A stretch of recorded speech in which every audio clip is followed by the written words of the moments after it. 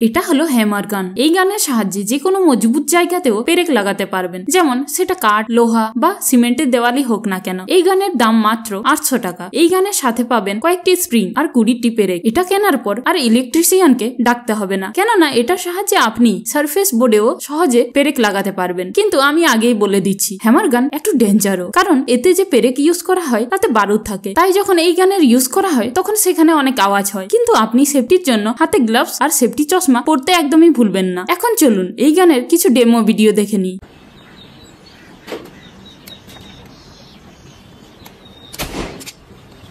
चल खाली कौन लोग जल्दी गाना गाने के बाद हम लोग लेट का दवाई रखा